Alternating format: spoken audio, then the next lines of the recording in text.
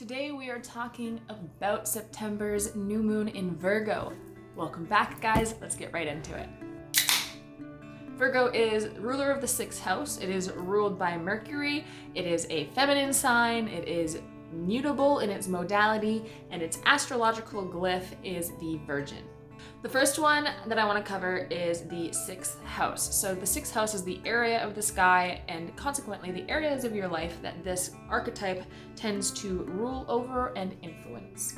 The 6th house rules over things like organization, systems, fitness, health, work habits, work ethic, how you do basically like detail analytical tasks. Those are all areas of your life ruled by the 6th house and therefore seen over by Virgo. The glyph of Virgo is the Virgin. This is something that gets kind of a lot of flack and is obviously hugely misunderstood. It has really nothing to do with chastity or your state and or sex life, and a lot more to do with the steps and progression of the refinement process you are in. Just like, extra virgin olive oil? Virgin implies not yet processed, so not yet worked, not yet used. This is not the first area in occult studies that the term virgin is incredibly and vastly misunderstood. It started with spell books and grimoires having statements like, you need 2 quarts of virgin blood. And people are like, the blood of a virgin! And really what they meant was blood that has not yet been used in a magical working. So having Virgo represented by the Virgin, or often called the Maiden, like in the progression of the Maiden, Mother, Crone, Virgo is often referred to as the Maiden, the Virgin, the young, willing, often beautiful feminine figure that is young, naive, unprocessed, unrefined, not aged. All of that is what is surmised in the symbolism of Virgo being represented as the Virgin, not chastity and their sex life. I love that Virgo is our first sign that has a planetary ruler that rules over 2 signs, because it lets you draw the parallels and the contrast of the 2 signs. The first sign ruled by Mercury is Gemini.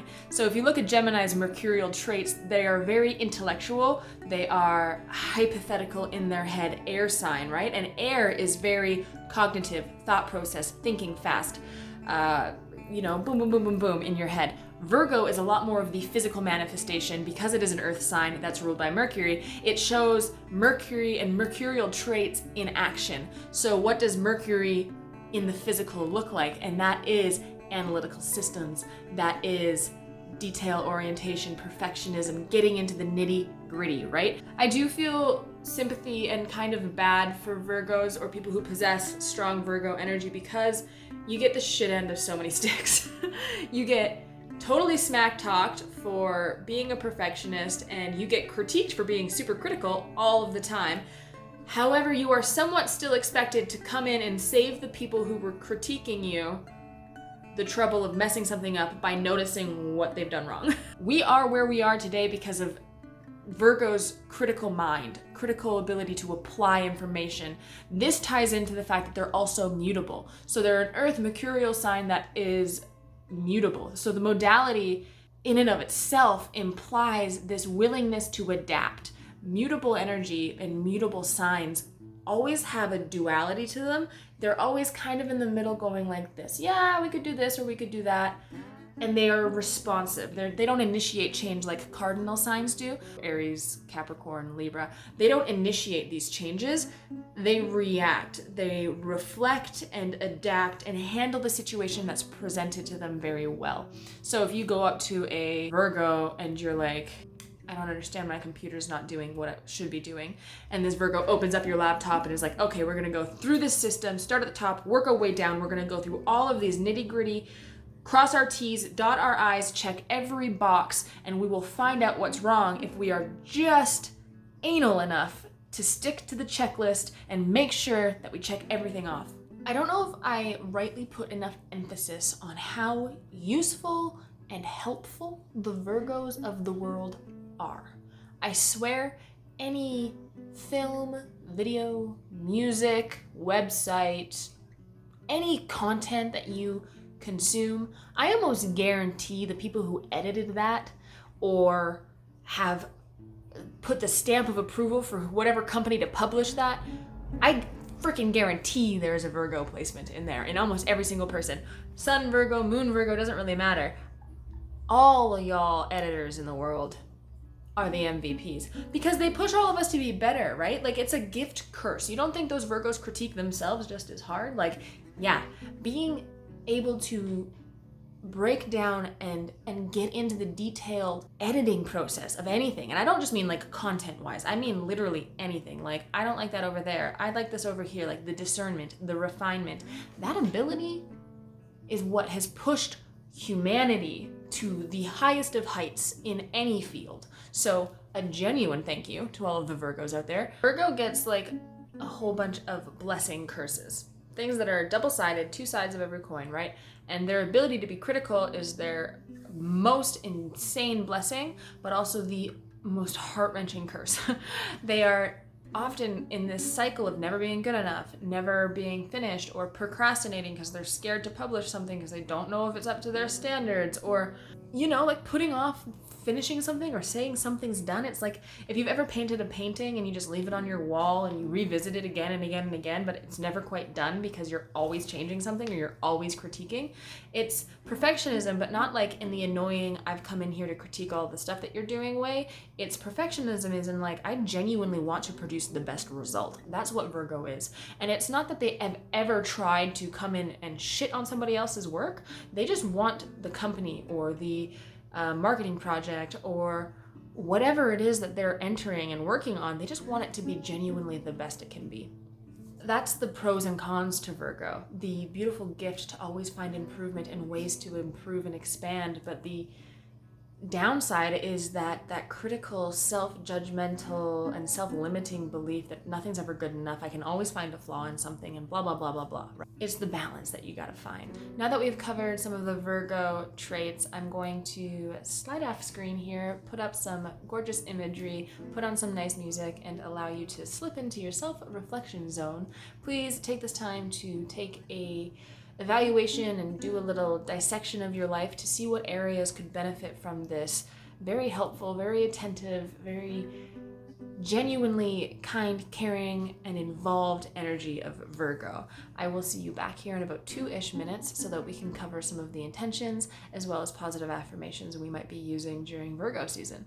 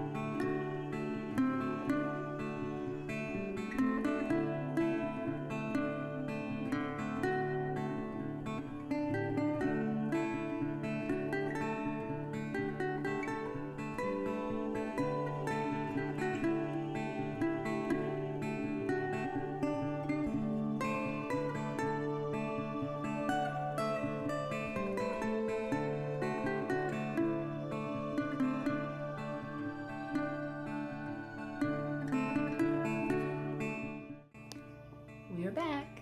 I think something I really want to point out with Virgo and how to utilize this energy to the fullest is by both accentuating its positive traits and helping to heal and regulate its more negative traits. If you are the type of person who presents strongly and has many intense Virgo elements in your life, please don't start critiquing and nitpicking and working on things more than you already do. It might be this time of year is here to help teach you how to balance out those heavy Virgo traits. That balance of, I have too much need to fix, control, and be involved very intensely with this. I need to take a step back, look at the bigger picture, and say, hey, in the grand scheme of things, it doesn't matter that very much, right? Because Virgo does rule over the areas of your life that include health, it is a great time to look at your diet.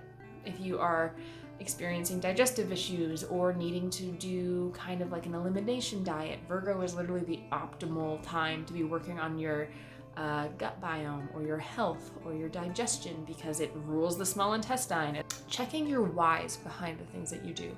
So if you've come into a romantic relationship, for example, and you find yourself completely critiquing and tearing them down all the time in your head, and they're never going to be good enough or up to your standards, it's why? Why am I doing that? Who is that serving? Maybe it's not exactly helpful, you know? Check your critique. Why are you doing this? Is it helpful? Are you genuinely helping that person? Virgos are often the codependent in a narcissistic and a codependent dynamic, whether that's in a romantic relationship or if that's just in a friendship relationship or a work dynamic relationship. The Virgo is so good at just taking on responsibility and just getting things done that often they're used, just straight out used for their ability and their willingness to just do the work themselves.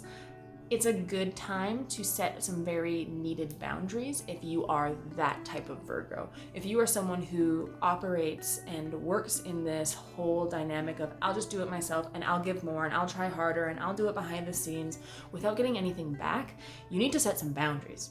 And looking at those boundaries, whether that's in the workplace or in the home, if it's a romantic relationship or a friendship, you should not be giving everything. Please reevaluate those boundaries if that's an issue you've had, and set some intentions around asking for fair compensation or making sure that your relationships are mutually beneficial. Like, you need to take care of number one a little bit as well. Pull on some of that Leo season energy, right? Dismantling systemic racism is a great way to use Virgo energy. Because they are so detail-oriented and they work with analytical systems, it is a great energetic boost to the Black Lives Matter movement and to the cause. It is a great time to go through your life and see how these systems have personally affected you. Write a list. How do you benefit? If you are white, believe me, you benefit. You just don't have, maybe you haven't looked into it yet, but now is the time. If you've not taken that time to really get into the nitty gritty of what served that system and what is no longer going to move forward into the new way of doing things, right? Look at those things. Look at the systems that condemn people of color, Black people of color, Indigenous people of color. Look at these people getting screwed left, right, and center because it's part of the system that was built that way to come over. Look at it and then think of a solution to change it. Dismantle the systems of the patriarchy or the I don't care. Choose a cause, find the system, get into it. An intention that ties in a lot of these different aspects of the Virgo archetype would be starting a project for yourself. So whether that is a creative project, you want to start a YouTube channel, a blog, or you're going to write a book, or you're starting a small business, you're becoming an entrepreneur, it does not matter.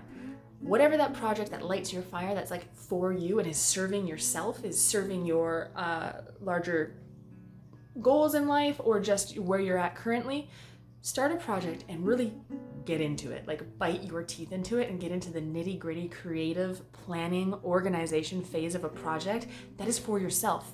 Because no doubt Virgos are out there being the editors of other people's articles and fixing other people's blogs and are graphic designers for this cartoonist, and it's all for them and for them and for them, and it's serving everybody else. So if you start a project where you can do all of those things and use all of those skills, but that's benefiting you in the end, that's a great way to tie together many of these different types of intentions.